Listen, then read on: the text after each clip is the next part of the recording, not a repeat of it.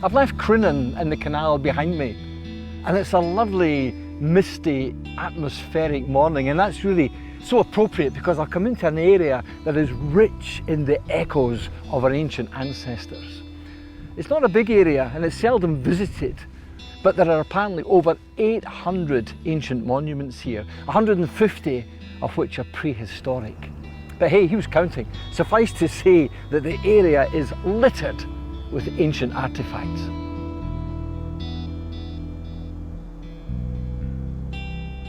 Wow, I mean, would you look at that? I think this is simply amazing, partly because nobody really knows what these structures were for. It's reckoned that they were places of ceremony, but we don't really know what the ceremony was. Was it in some sort of astronomical context? Was it a place of sacrifice? Was it a place of worship? What we do know is that there's a small stone circle there and this larger one, and from the other side of the small one, people could gaze across here and see the midwinter sunset. And from this side, they could gaze across the small circle and see the midwinter moon rise. So there possibly was some desire to connect with the heavens.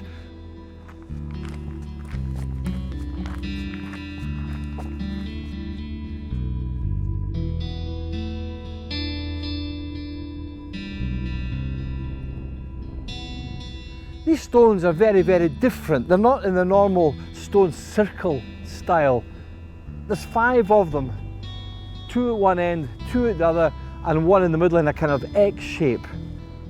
They're probably Neolithic or early Bronze Age, which would suggest they're about 4,000 years old, although more recent research reckons that they could be older than that, maybe 6,000 or 7,000 years old.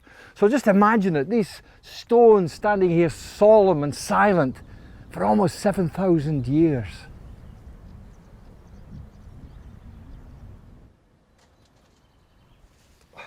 Well, I know what this is. This is a chambered tomb, and it was probably used as a burial place for a local farming family. And they reckon it's about 5,500 years old. And I'm really quite intrigued by this because I've seen very similar chambered tombs in Orkney, which would suggest that burial places like this were commonplace throughout the country.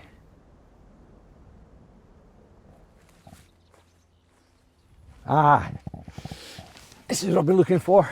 Come in a bit closer if you can, have a look at this.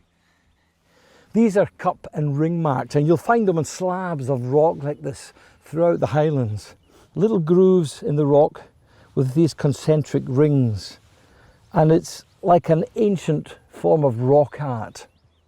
And there's been various theories put forward over the years. Some suggest it's a reflection of the stars, others that the cups are containers for the blood of sacrificed victims. And I quite like the idea that we don't really know what they are. I like the mystery of it. I like the symbolic nature of it. In a world that increasingly craves certainty, I'm quite content, I think, to let the mystery be. One of the most prominent landmarks in this whole area is the Iron Age fort of Donad. Once it was a major power base of the Celtic kings of Dalriada.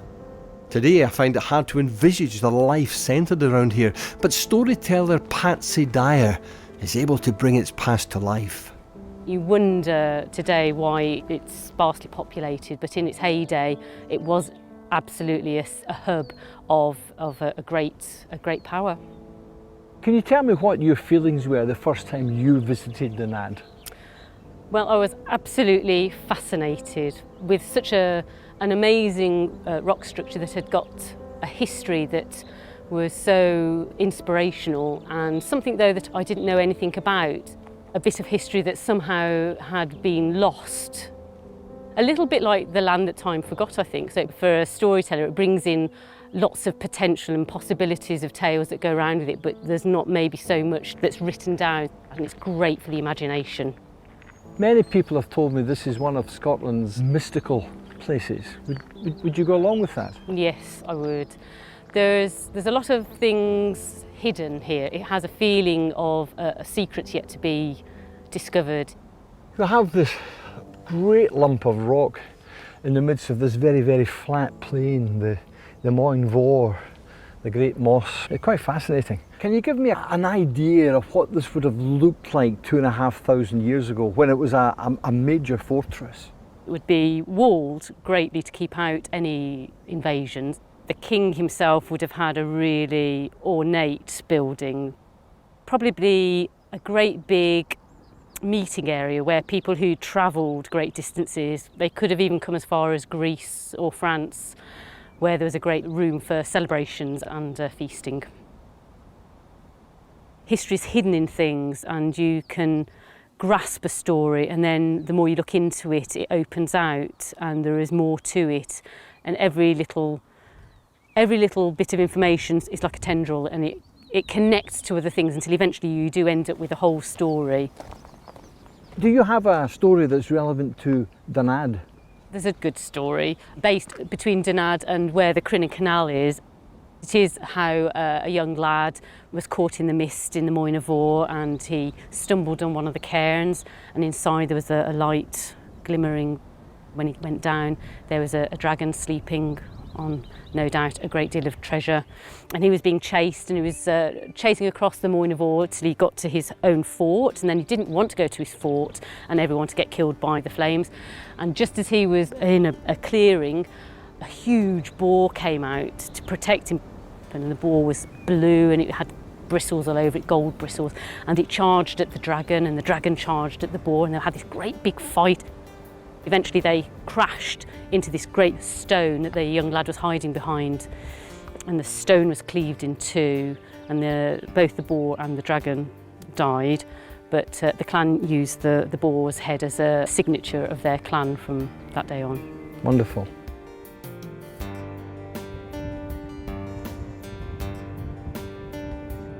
Oh wow. You can fully understand why this was such an important vantage point. You can see the River Ad just winding its way up here, so you could stand up here and see galleys approaching. And you can see in the moss where the river used to go, and it used to come a lot closer to the bottom of Donad. I think the sea has actually lowered itself over the years. But because the land around about is so flat, it just gives you this great advantage of seeing who is coming or what is coming from all around. Yeah, I think an attack would be quite difficult. But I'm not yet ready to leave the past behind. I want to find out about another important aspect of life all those centuries ago.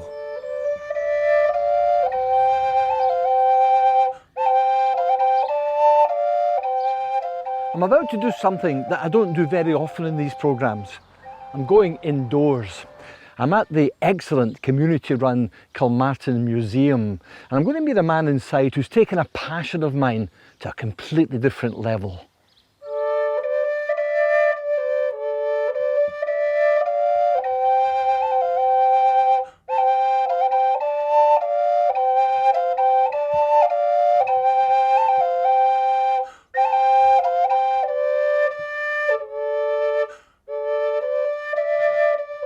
Bob Pegg is a musician who's fascinated by how our ancestors created their own music and fashioned their instruments from what came easily to hand.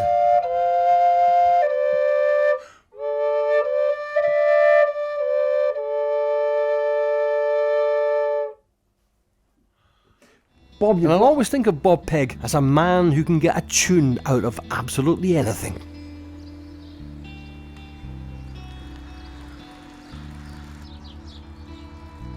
I've left the Kilmartin Glen behind me, and I'm now heading up a road that runs up the north side of Loch Awe.